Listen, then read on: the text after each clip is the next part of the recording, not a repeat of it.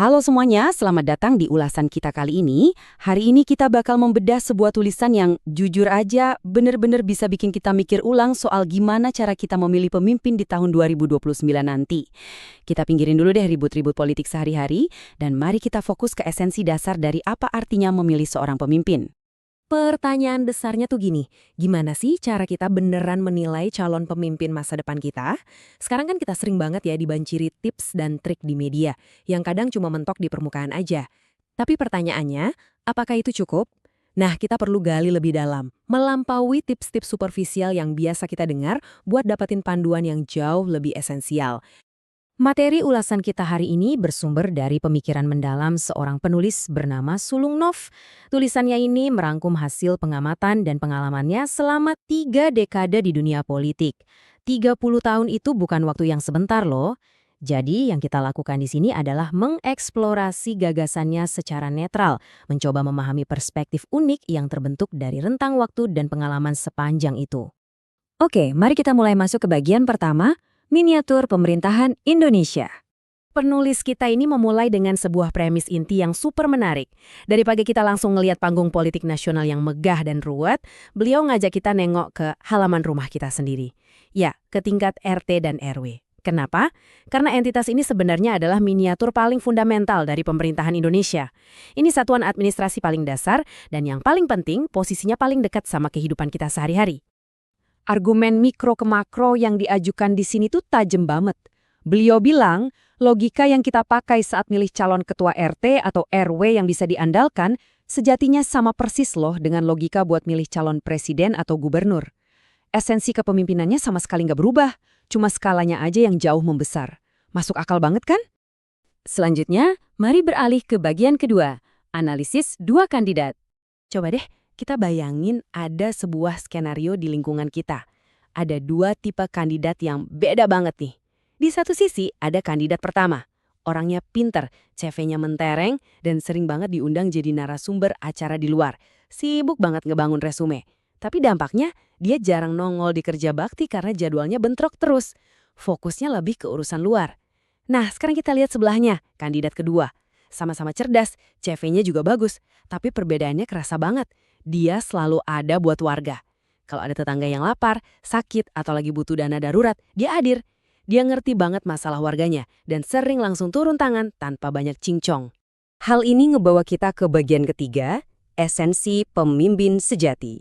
Kenapa sih ngebandingin 2 kandidat tadi itu krusial banget? Karena ini ngubah cara pandang kita dari sekedar ngecek daftar riwayat hidup di atas kertas, bergeser ke kriteria filosofis tentang kepemimpinan yang sesungguhnya. Penulis ngingetin kita ke sebuah jangkar moral, wasiat dari baginda Nabi, bahwa sebaik-baiknya manusia adalah yang bermanfaat untuk orang lain. Di atas kertas suara, 2 kandidat tadi mungkin sama-sama teredukasi. Tapi apa dong ujian tertingginya kalau kita ngomongin soal memimpin manusia? Nah, ujian tertingginya ada tepat di sini. Penulis ngasih argumen kuat kenapa kandidat kedua itu dianggap jauh lebih utama. Alasannya berbobot banget, karena seorang pemimpin itu urusannya langsung sama hal-hal yang nyangkut nyawa dan kelangsungan hidup. Kita ngomongin tetangga kelaparan, mendadak sakit, sampai yang terlilit utang. Ini kan masalah yang bisa ngubah hidup orang dalam sekejap.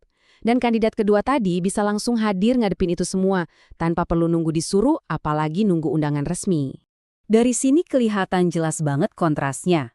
Penulis ngebedain tipe pemimpin yang sibuk ngebangun citra buat dirinya sendiri, yang ujung-ujungnya malah ngebikin jarak sama masyarakat, dengan pemimpin sejati yang, mengutip langsung dari sumbernya nih, mau mengerti keadaan kita, meski tanpa kata.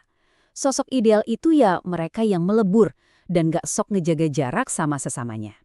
Lebih jauh lagi, penulis ngasih sebuah pengamatan yang cukup blak-blakan. Beliau bilang, sebenarnya titel si kandidat atau seberapa sering dia diundang ngomong di luar, itu nggak penting-penting amat. Loh kenapa? Karena di kenyataan hidup kita sehari-hari, hal-hal kayak gitu seringnya nggak ngasih dampak langsung ke komunitas yang lagi butuh bantuan nyata. Jadi, poin krusialnya ada di bagian keempat ini, paradigma baru pemilih 2029. Menuju pemilihan tahun 2029 nanti, kita seolah dituntut buat berpikir beda nih. Penulis ngelempar satu pertanyaan provokatif yang benar-benar pas buat kita renungin hari ini. Coba tanya ke diri sendiri.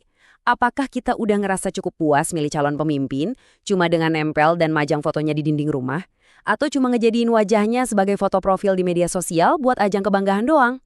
Pada akhirnya, ini loh yang jadi inti pemikirannya. Kita dihadapkan pada pilihan, mau milih citra kosong yang cuma sekedar gambar tak bernyawa di dinding dengan segala pujian eksternalnya, atau kita bakal milih seorang pemimpin nyata yang benar-benar hadir pas kita lagi susah, yang menampakkan diri justru pas komunitasnya butuh pertolongan.